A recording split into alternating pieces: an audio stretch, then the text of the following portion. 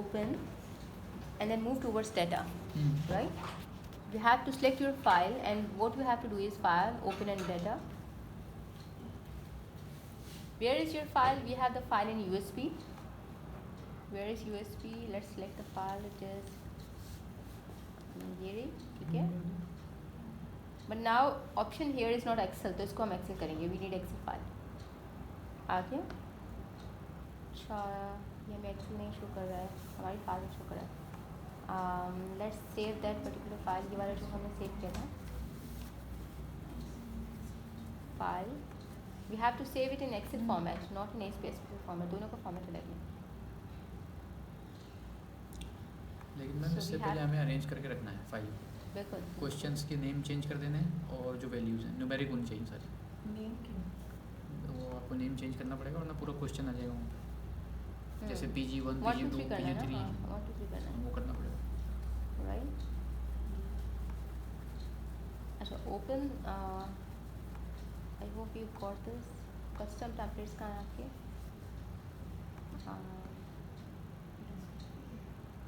Documents में I think आपके ये रहा.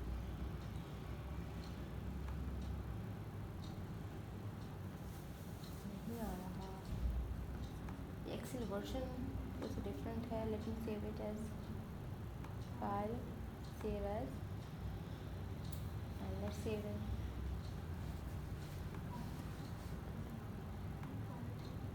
एडिट कर देते हैं. सेव नहीं.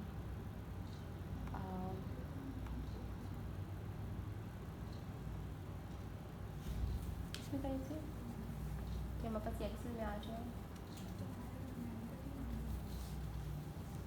एक्सेल वर्कबुक में करें. Let's try this one. Excel workbook. Excel कर देना उसमें आ जाएगा. Downloads, right? So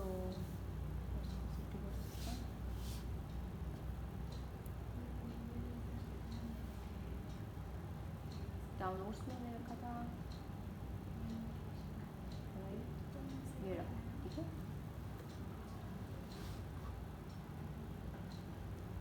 okay. ये मेरे पास सारी शीट आ गई. Right? So we have all the data, right? The first thing you need to do is, because you have different MA1, MA2, MA3, MA4, her item different है. What you have to do is in SPSS you have to take average at first. Because आपके पास if you are having 6 items, you have to take average to calculate for that particular construct. Her construct के अगर 6 सवाल हैं तो आपने सबका average लेना है. So for that what you have to do, you have to go to our transform. Transform से compute variable. बिल्कुल. पहले आप मीन निकालेंगे. मीन के लिए क्या करेंगे? If your first variable is M A में भी हम उसका नाम लिखते हैं MA_T टोटल. ठीक है, राइट? अब इसका फॉर्मूला क्या है मीन का? You are going to put brackets MA1 plus MA2 plus MA3 plus MA4 plus 5 plus 6. ठीक है, डिवाइडेड बाई 6. ओके, हो गया. आपके पास MA6 आ गया. MAT, सॉरी, ये रहा MAT. MA_T, right? Then again दूसरे वेरिएबल के लिए complete variable. The other variable you have BP_T. BP.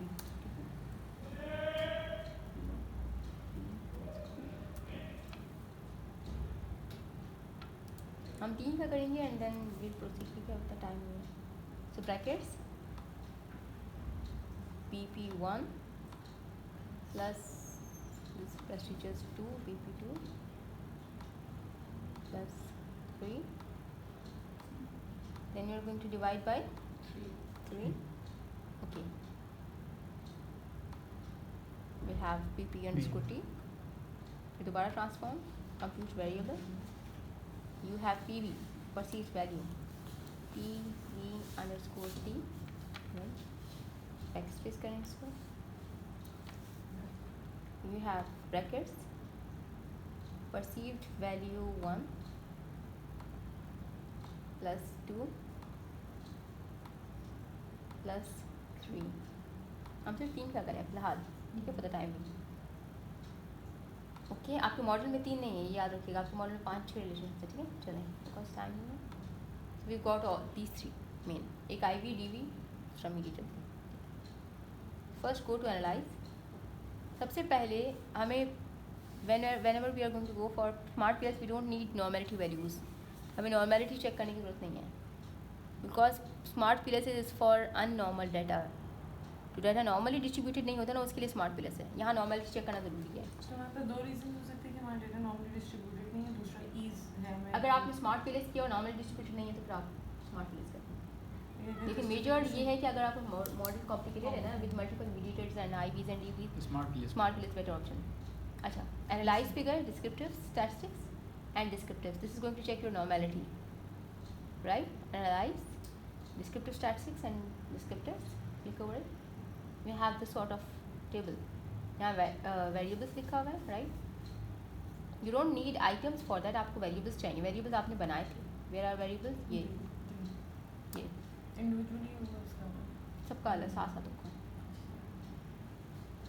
Right. You are going to take all these over here. Options, you need mean, standard deviation, cut off and skewness. So cutoffs and skewness की values आपको बताएगी कि whether your data is normally distributed or not. If the value is in between plus minus 3.5, that shows that your data is normally distributed. Two values which are kurtosis and skewness. आप analyze पे गए, descriptive statistics पे गए, descriptives पे गए. We are going to get this table. Options में जाएँ, you have two values, the most important values. One is kurtosis, दूसरा skewness. Continue. Okay. आपके पास ये table आ गया, right? What does this table tell? स्कूनस और कटऑसिस की वैल्यूज़ हैं. आपको स्टैंडर्ड एरर नहीं दिखना है, स्टैट्स दिखना है. The values should lie in between plus minus 3.5. If the values are in between plus minus 3.5 that shows that your data is normally distributed. ये जो वैल्यूज़ हैं स्कूनस स्टैट्स और कटऑसिस स्टैट्स, ये वैल्यूज 3.5 के बीच में है, प्लस माइनस. दैट शोज कि डाटा नॉर्मली डिस्ट्रीब्यूटेड है, ठीक है. चलिए, let's proceed. Because normal distribution तो आ गई. आप क्या करें? Go for checking the reliability scale, reliability analysis. Analyse, scale, reliability analysis. Now they have items not variables. अब आइटम्स है, वेरिएबल्स नहीं है. So you have to read and you have to proceed with the work. You have to take items only. MA1, MA2, MA3, 4, 5, 6. That's it. हर variable के items लेने. You don't have to take all the items together. हर variable के items लेने हैं. Project success की में बिल्कुल बिल्कुल अलग अलग. ये स्टार्ट सेट करने बिकॉज आइटम्स हैं या स्केल हैं या स्केल एफ आइटम चलिए you have to take all, right. Mean लेने एंड देन दैट्स इट, ठीक है. कंटिन्यू. ओके, यहाँ लिखा हुआ अल्फ़ा, हमें अल्फ़ा वैल्यू चाहिए. वन बाय अल्फ़ा, ठीक है.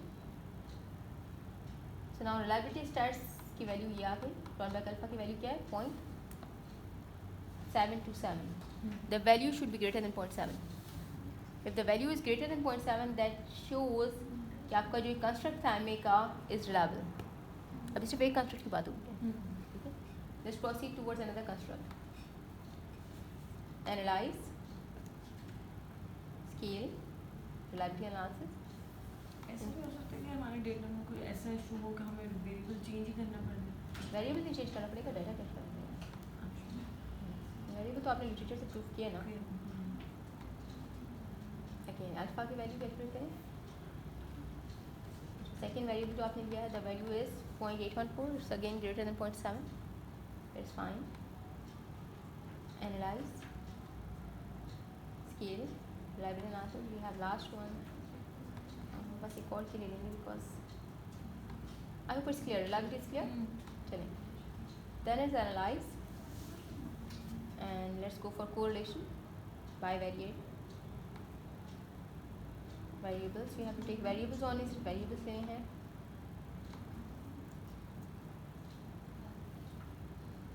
Here's some correlation, right? Okay. Correlation shows कि आपके हर variable के बीच में क्या relationship है. हर variable. We are not talking about IV and DV. We are talking about all the variables. ठीक है, आपका एन सी क्या रिलेशनशिप है, इनका एन सी क्या रिलेशनशिप है, मेरा एन सी क्या है, इनका एन सी क्या है, इनका एन सी क्या है, इनका एन सी क्या है, सबका आपस में क्या रिलेशनशिप है। आई वी डी वी की बात नहीं हो रही, ठीक है, मीडिएटर वगैरह सब इन्वॉल्व है इसमें, ठीक है। This one shows that the variable same, M A जहाँ आएगा वहाँ वन आएगा, बी पी जहाँ आएगा वहाँ वन आएगा। वन शोज दैट मैं आपको आप ही से रिलेट करी, डायगोनल में जो आ रहा है बिल्कुल। M A B P 0.513, the closer it is to one the stronger the relationship it is. 0.3 से 0.1 है तो दैट मीन्स रिलेशनशिप एग्जिस्ट करता है, बट इफ इट्स 0.3 और लेस देन 0.3, 0.3 है तो वीक रिलेशनशिप, 0.1 है तो there is almost no relationship, right, ठीक है। डायगोनल से ऊपर और नीचे की वैल्यू सेम है, डायगोनल यहाँ पे भी 0.513 M A to P B P, यहाँ पे भी B P to M A 0.513। So ये जो डायगोनल है वन का, the values above it are same as the values over here, right, ठीक है। And this how to go for regression answer now, regression, and we have to look into linear regression. What's your dependent variable? Let's say मेरे पास अभी एक ही dependent variable है which is MA, मैं assume कर रही हूँ, and I have two independent variables, ये, ठीक है। Statistics, we need module पे, ठीक है, continue। रिलेशनशिप क्या फाइंड आउट करना है, Relationship exist करता है कि नहीं करता? जब वहाँ पे हमें ऑटोमेटिकली मत हो गया था, बिल्कुल बिल्कुल ठीक, ठीक है, एग्जिस्ट करता है। सिग्निफिकेंस इज 0.000, ठीक है। R square values, how much your D V I V is explaining D V, it's 0.522, ठीक है, ये आर स्क्वायर, सॉरी 0.273, ये तो आर है, R square, it means 27.3% of your I V is explaining your D V. 27.3% I V आपका जो है वो डी वी को एक्सप्लेन कर रहा है। Hypothesis has been accepted because significance is 0.000, ठीक है। What else we have, ठीक है, ये आपका BP है, ये PV है, और accepted, ठीक है। Now in this way you have to calculate all the relationships. अब मुझे बताएं कि what tool you are going to use? Obviously Smart PLS? Smart PLS आसान है जी जी।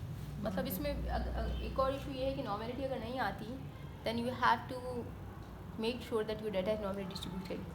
Again, complicated models के लिए it's quite difficult, right? Because अगर हमारे पास कोई mediator है इसमें, then we have to calculate for mediator twice or thrice. पहले एक regression check करेंगे, ठीक है, फिर दूसरा check करेंगे, फिर we have to prove that whether it's mediator or not. In smart PLS we don't need that. वो automatically जितने आपके पास you just have to prepare your model and that's it. With 1 or 2 click you are going to get the results. Regression के लिए अलग अलग नहीं करना, average नहीं निकालना, you don't have to do anything.